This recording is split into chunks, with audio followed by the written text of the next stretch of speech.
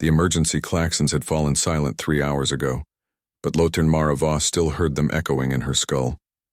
She sat slumped against the bulkhead of her quarters aboard the ISS Constellation, her body racked with shivers despite the environmental controls reading a comfortable 22 degrees Celsius.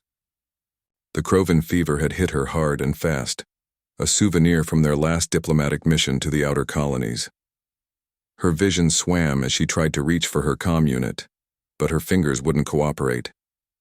The device clattered to the floor, several feet beyond her grasp. Mara let her head fall back against the cold metal wall, breathing hard. The medical bay was 3 decks down. It might as well have been on another planet. A soft, chittering sound pulled her from the edge of consciousness. Mara's eyes struggled to focus on the ventilation grate near the ceiling. It slid open with practiced ease, and a small, furred face peered down at her with luminous golden eyes. "Rin," Mara whispered, managing a weak smile. "You're not supposed to be in the vents again." The Velkari cub ignored her gentle reprimand, as he always did. Cub Rin was the smallest of the 6 young predators that had been entrusted to the Constellation's crew after their colony ship suffered catastrophic failure. At barely 3 months old by human reckoning, the cubs were utterly dependent on the ship's complement for survival. The rest of the crew treated them with clinical efficiency, following the Galactic Council's protocols for endangered species preservation. Mara had treated them like her own children. Rin dropped from the vent with the liquid grace inherent to his species, landing silently despite the 8-foot fall.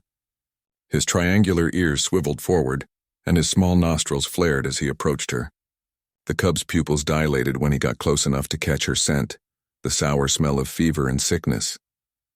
"I'm okay, little one," Mara lied, reaching out to stroke his silver-tipped fur. Her hand trembled visibly. "Just a bit under the weather. You should go back to the nursery before Commander Thrace finds you missing." Rin's response was to press his cool nose against her burning forehead. He made a low, distressed sound in his throat, something between a whimper and a growl. Then, without warning, he turned and bolted out of her quarters, his claws clicking against the deck plates. Mara wanted to call him back, but the effort required more energy than she possessed. Her eyes drifted closed. Maybe if she just rested for a moment.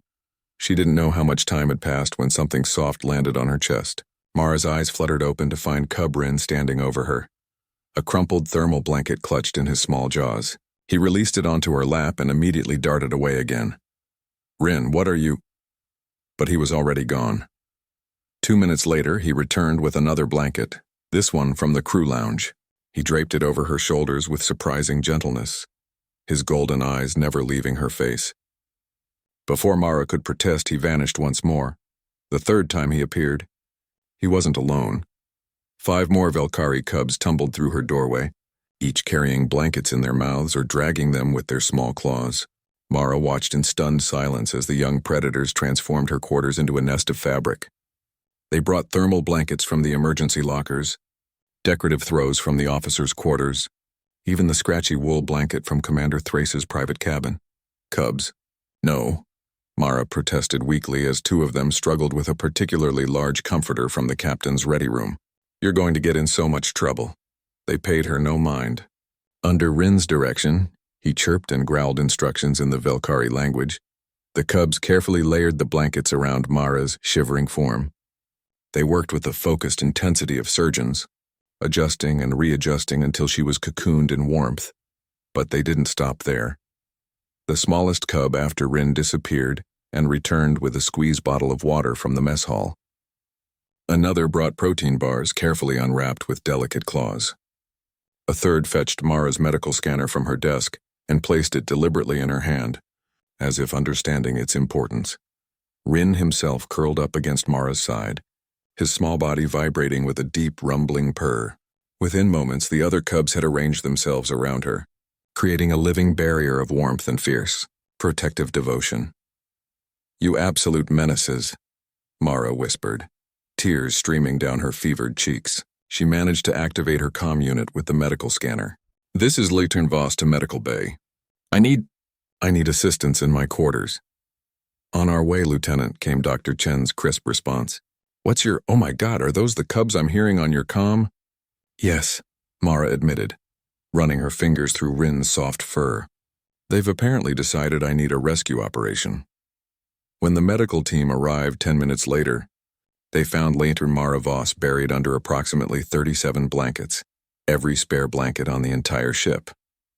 6 Velkari cubs formed a defensive perimeter around her, chittering warnings at anyone who approached too quickly. Dr. Chen stood in the doorway, her medical bag hanging forgotten from her hand. "Lieutenant, I'm going to need you to explain how Apex Predator cubs just performed a better wellness check than half my medical staff."